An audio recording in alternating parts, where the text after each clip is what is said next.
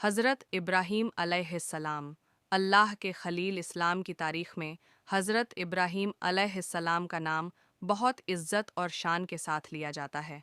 अल्लाह ने उन्हें खलीलुल्लाह यानी अल्लाह का दोस्त का दर्जा दिया।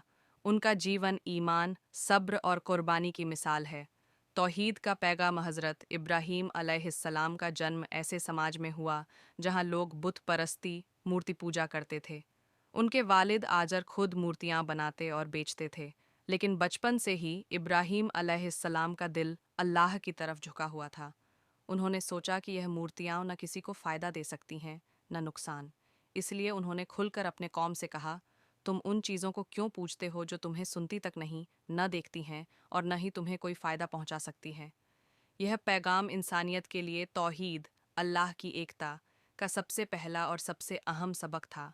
बुत तोड़ना और निडरता जब उनकी कौम ने उनकी बात नहीं मानी, तो इब्राहीम अलैहिस्सलाम ने बुत खाने, मंदिर में जाकर सब मूर्तियाँ तोड़ डालीं, सिर्फ एक बड़ी मूर्ति को छोड़ दिया।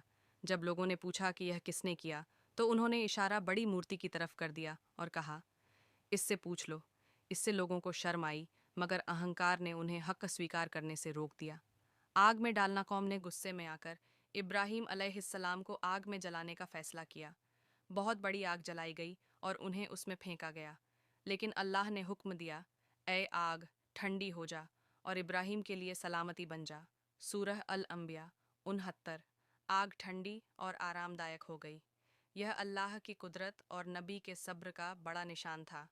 बेटे की कुर्बानी हज़रत इब्राहीम अलैहिस्सलाम की सबसे मशहूर आजमाइश उनकी औलाद से जुड़ी हुई है। अल्लाह ने उन्हें एक बेटा दिया, हज़रत इस्माइल अलैहिस्सलाम। जब इस्माइल थोड़े बड़े हुए तो अल्लाह ने इब्राहीम को हुक्म दिया कि अपने बेटे की कुर्बानी करो।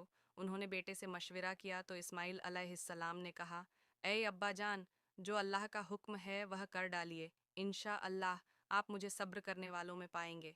इब्राहीम ने बेटे को ज़मीन पर लिटाया और गले पर छुरी रखी, लेकिन अल्लाह ने उनकी आजमाइश पूरी कर दी और इस्माइल की जगह एक दुम्बा, भेड़ भेजकर उसे कुर्बान कर दिया। यही वाक़या ईद उल अजहा की बुनियाद बना।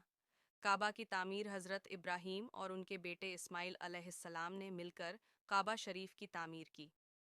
ये घर अल्लाह की इबादत के लिए बनाया गया और आज भी पूरी दुनिया के मुसलमान इसी घर की तरफ रुख करके नमाज पढ़ते हैं। इब्राहीम अलैहिस्सलाम की दुआएं उन्होंने कई खूबसूरत दुआएं कीं, जिनमें से एक मशहूर दुआ है कि हमारे रब, हमें अपना फरमांबर बना और हमारी औलाद से एक ऐसी उम्मत पैदा कर जो तेरे हुक्मों की पाबंद हो। सूरह अल बकरा 128। सबक और पैगाम